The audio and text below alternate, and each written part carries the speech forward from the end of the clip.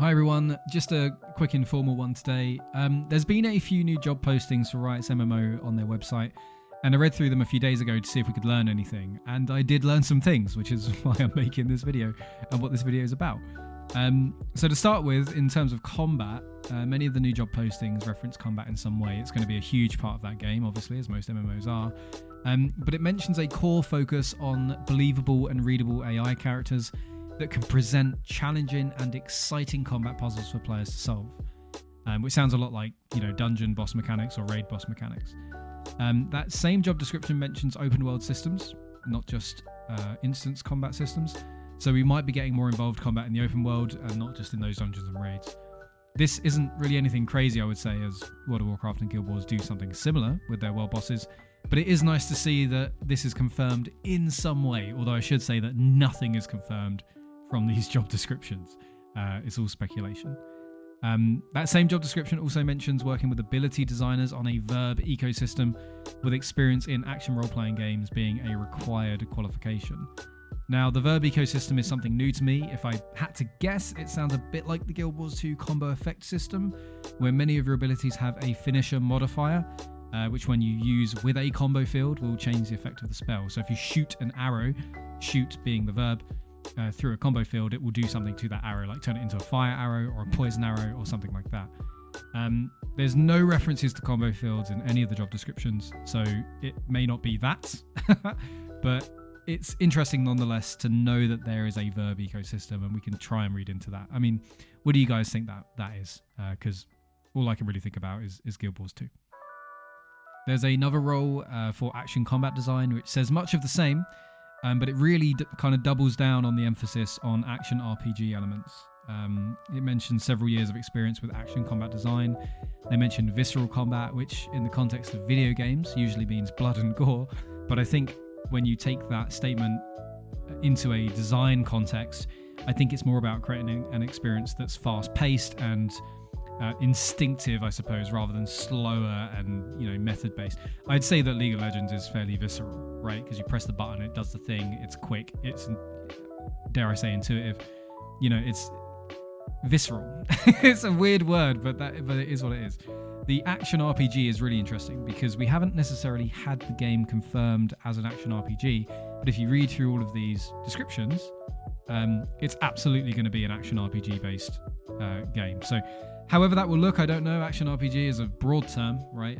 Lost Ark technically is an action RPG that's coming out soon. Action MMO RPG. Dark Souls action RPG. So who knows? Could be any number of things.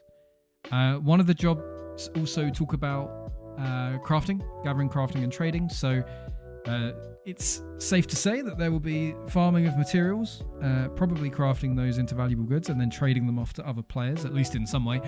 I'd expect there to be an auction house, as it does mention a game economy, and they kind of go hand in hand, auction houses and game economies. So I think we'll be getting that as well. In terms of guilds, there isn't much on this, but there was a tweet from Greg a few weeks ago where he says their philosophy is on making a community-driven game, and if you want to play single-player games, that's great, but their game isn't that. Go play, Skyrim or something. That's really good to me because the reason I play MMOs is because I want to play with other people, so I'm very, very pleased with that. I highly imagine there will be guilds, although there's nothing in the job descriptions to say that, but that tweet didn't warrant its own video, so I just threw it in here real quick. Player power, yes, so we get some references to player rewards and player power, and they're kind of bundled together in the same part of the job description. And it talks about player levels and player items, so I would imagine that the reward structure will involve player power rewards and items to some degree.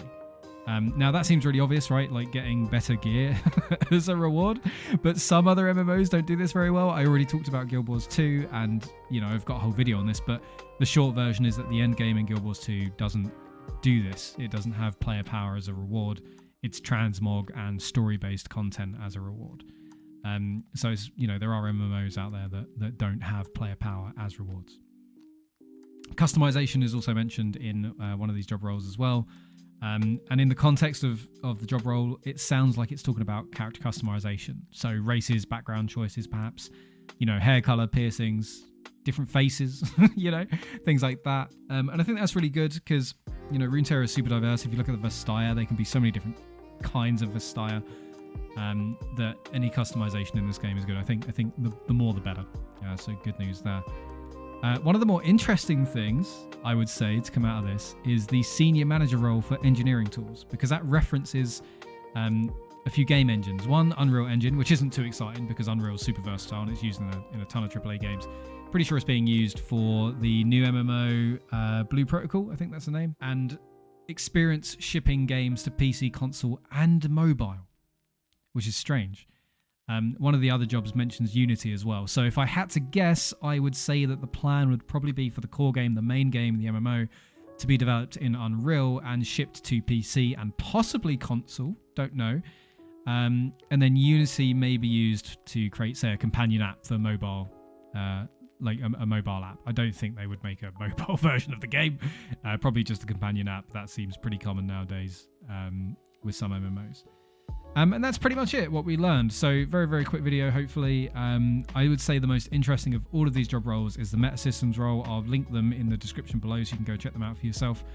The Metasystem role, I think a lot of people find that stuff boring because it's, things like player power, reward systems, non-combat based content, which can be player housing, stuff like the Golden Saucer in Final Fantasy, customization, stuff like that. All things that other games like World of Warcraft haven't been getting right for a very long time, and really screws up your experience with the game if those things go wrong. So whoever gets that job, I'm going to be keeping an eye on them because I want to see who gets it, and I'll look at their background, and if there's anything interesting, then I'll let you guys know. But the other thing to mention before I finish actually is that all of these jobs are based in Los Angeles, which is just an hour up the road from Blizzard Entertainment. And there's other big studios there as well. I think Naughty Dog's there, Electronic Arts, although they're everywhere. Insomniac Games, Treyarch, and PlayStation Santa Monica is there as well, I believe. It's nearby, anyway. And they all make fantastic games. There's some world-class developers in those companies. And some of them might move over to Riot. So we'll see. The reason I bring that up is because they just opened up an office up in Seattle, which is where ArenaNet is, who developed Guild Wars 2. So it's interesting that those jobs aren't in Seattle. Because if they were, then you could infer that they're looking to take some of Guild Wars' developers, but hey, there we go. But that's it for this one. All speculation, informal video, hopefully very quick one, 7 minutes, 8 minutes I should say. So thank you very much, thanks for watching, and I'll see you next time.